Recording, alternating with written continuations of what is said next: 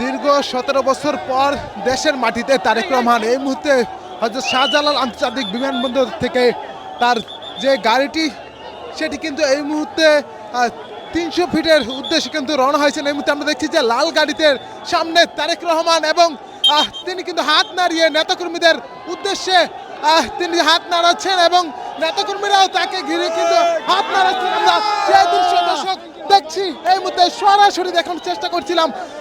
বিএনপির ভারপ্রাপ্ত চেয়ারম্যান তারেক রহমান তিনি কিন্তু দেশের মাটিতে ফিরছেন এবং হাত নাড়িয়ে নেতাকর্মীদের সাথে কিন্তু শুভেচ্ছা বিনিময় করছেন এবং এই মুহূর্তে তিনি হযরত শাহজালাল আন্তর্জাতিক বিমানবন্দর থেকে কিন্তু তিনি রওনা হয়ে 300 ফিট যেখানে তিনি সংক্ষিপ্ত বক্তব্য রাখবেন সেখানের উদ্দেশ্যে কিন্তু যাচ্ছেন। আমরা দেখছি যে বিএনপির পক্ষ থেকে কিন্তু একটি লাল মাইক্রোবাস লাল একটি বাসে করে তাকে কিন্তু নিয়ে যাওয়া হচ্ছে 300 ফিটের উদ্দেশ্যে। আমরা দেখছি যে তাকে ঘিরে কিন্তু আইনশৃঙ্খলা বাহিনীর ব্যাপক উপস্থিতি দেখা যাচ্ছে, নিরাপত্তার জন্য কিন্তু রাখা হয়েছে এবং সেনাবাহিনী, বিজিবি, র্যাব, পুলিশ সহ আইনশৃঙ্খলা বাহিনীর কয়েক স্তরের নিরাপত্তা কিন্তু এই মুহূর্তে বলাই কিন্তু তারেক রহমানকে কিন্তু 300 ফিটে কিন্তু নিয়ে যাওয়া হচ্ছে। আমরা সেই দৃশ্যের মধ্যে দেখানোর চেষ্টা করছি, যারা দেখছেন আপনাদের মতামত জানাবেন কমেন্ট বক্সে। এই মুহূর্তে সরাসরি দেখানোর চেষ্টা করছি হযরত শাহজালাল আন্তর্জাতিক বিমানবন্দর থেকে। দেখতে পাচ্ছেন যে তারেক রহমানকে ঘিরে যে বিভিন্ন প্রোটোকল সেটি কিন্তু দেখা গেছে সেনাবাহিনী সহ আইনশৃঙ্খলা বাহিনীর কয়েক স্তরের যে নিরাপত্তা, সেই নিরাপত্তার বলয়ের মাধ্যমে কিন্তু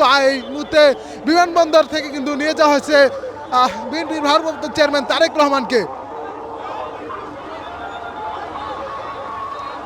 এই মুহূর্তে দেখা যাচ্ছে যে বিএনপির যে নেতাকর্মীরা তারা কিন্তু দীর্ঘক্ষণ ধরে কিন্তু অপেক্ষা করছিলেন তারেক রহমানকে এক নজর দেখার জন্য।